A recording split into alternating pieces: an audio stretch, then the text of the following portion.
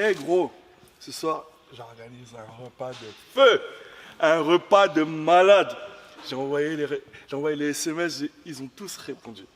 J'ai invité LeBron, j'ai invité James, j'ai invité Giannis. Mais gars, il y a un gars là, il m'envoie des SMS, il me dit hey, comment ça, je suis pas invité à ce repas-là. J'ai dit gros, attends. Et en fin de compte, T'as jamais été invité. t'as jamais été invité. Mais là, sans faire exprès, tu vois, j'ai regardé un peu depuis beaucoup de mois la NBA. Et je me dis, mais pourquoi il vient pas à mon repas? Et bizarrement, en ce moment, je sens toquer à la porte, là, tu vois, cette fameuse porte qu'on appelle le titre de MVP. Et je dis, ouais, en fin de compte, il est légitime. Il est légitime. Je veux pas parler de Russell Westbrook parce que c'est pas lui, c'est son compère, l'agent Paul George. Ouais. T'en penses quoi? Il a le droit de forcer. Il a le droit de forcer. Clairement. Et pas seulement pour les stats qu'il est en train de fournir là en ce moment, mais pour tout le contexte Ah ouais, qui est autour de il y a un cette vrai saison. packaging autour de tout ça. Déjà lui, son histoire. Tu te blesses, une blessure horrible. Je revois la blessure en plus. Shit. Et tu arrives à revenir. Tu reviens. Tu joues bien. Tu changes de club. Ça se passe pas super bien. Tu étais avec Russell, avec Carmelo. Tu te fais sortir au premier tour face au Jazz. On se dit que tu vas repartir. Non, tu restes. Non, moi j'étais convaincu qu'il partait pas. Enfin, tu vois, il y avait les Ouais, rumeurs. il y avait les rumeurs. Même lui, il avait communiqué sur le fait qu'il aimait les Lakers, etc. Ouais. etc. Mais Westbrook a fait un vrai taf pour le faire rester. Il a fait un vrai taf. Ça a communiqué avec Donovan, tu Finalement, vois. il est resté. Et on voit pourquoi il est resté. Il est en train de fournir un truc de mal mental. Du lavage propre, linge essoré, séché, repassé. C'est clair. Et donc, tu te dis, pour tout ça, il mérite. Mais attends. C'est pas rien ce qu'il fait. C'est pas rien. Il y a toute une révolution à OKC. On avait tendance à voir Westbrook prendre des 40 tirs, forcer ses tirs, dispatcher un peu vers Paul, tu vois. Mais là, c'est la tête de gondole. C'est l'arme offensive numéro 1 de l'équipe. C'est le gars. Et ça marche plutôt bien. Ça marche très bien, même. Je pense que si moi, on m'avait dit en début de saison qu'OKC jouerait comme ça, On y croyait.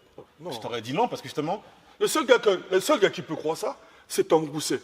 Mais le gars, il boit avec J.R. Smith, donc il n'est pas crédible. Mais là, on dirait que son alcool dit la vérité aussi. Hein. ah, En tout cas, mais c'est clair. En plus, franchement, tu le vois, il est libéré quand il joue. Il est il libéré. est serein. Et moi, c'est ça que je vois, c'est la joie, tu vois. C'est ça. Je prends ma balle, je m'amuse avec toi, je tire, je fais les trucs. Et quand tu le vois jouer comme ça, tu te dis que ce potentiel, il est sans limite parce qu'il est grand. Il fait 2,6 m, il peut dribbler, il peut tirer à 3 points, il peut passer la balle, aller au rebond, défendre. C'est de plus en plus un leader sur le terrain.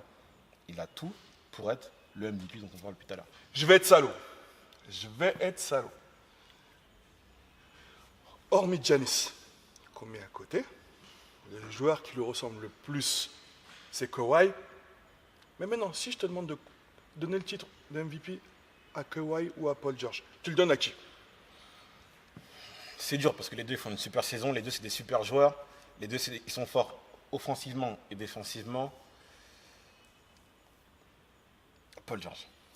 Je vais être salaud numéro 2. Si je te demande un tiers, c'est gagnant. Pour le titre de MVP, Pour le titre de MVP. Pas un tiers, c'est gagnant, allez dire. Même dans le mauvais ordre. Vas-y. Comme ça, tu peux prendre un petit billet. franchement, je vais faire comme tu as dit. Alors, en numéro 3, moi, alors, c'est moi. Ouais, hein. Moi, j'ai Harden en numéro 3. D'accord. Il fait une saison historique individuellement. En plus, son équipe gagne.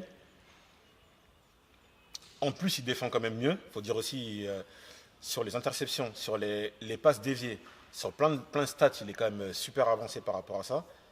Maintenant, pour moi, Giannis, numéro 1 de la conférence, meilleure défense, t'es monstrueux en attaque, t'es monstrueux en défense, t'es quand même au-dessus d'Harden pour moi. Et Paul George, pour tout le contexte, parce que la NBA et le titre de MVP, Ils aiment ces c'est histoires-là. aussi un contexte, aussi une histoire. Surtout c'est- qu'on sait qui vote pour ce titre-là. C'est kiff-kiff avec Giannis. Et du fait que Paul George est dans la conférence Ouest, une conférence peut-être plus historique que la conférence Est, surtout sur les 15 dernières années, pour l'histoire avec Westbrook, du fait de partir et pas partir finalement, je reste, tout ça me donne un léger avantage pour Paul George. Un avantage pour Paul George. Moi, je suis d'accord avec lui. Sur les 3 noms qu'il a cités. Parce que je pense que ça va être ce tiercé-là qui va être mêlé à la conversation finale. Chacun des 3 a son argument de taille. Ça va jouer à rien. James Harden a fourni pendant je ne sais pas combien de mois, en l'absence de Chris Paul. Et là, Chris Paul est revenu, c'est pour ça qu'on entend un peu moins parler. Il a fait quand même plus de 30 matchs d'affilée à plus de 30 points. 30 matchs d'affilée à plus de 30 points. Ce n'est pas n'importe quoi. Giannis, il remet sur la carte une franchise qui n'existait plus. Depuis 20 ans. C'est ça. Avec des stats, avec une implication sur le jeu, mais monstrueuse. Et là, entre ces deux-là, on a un Paul George qui fait pas de bruit et qui s'immisce entre les deux. Donc, je ne suis pas courageux. Je ne vais pas vous dire qui va être premier, qui va être deuxième, qui va être troisième.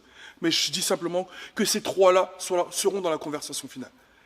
Vous, ceux qui nous connaissent, ceux qui nous suivent, dites-nous ce que vous en pensez. N'hésitez pas à réagir sur nos réseaux sociaux.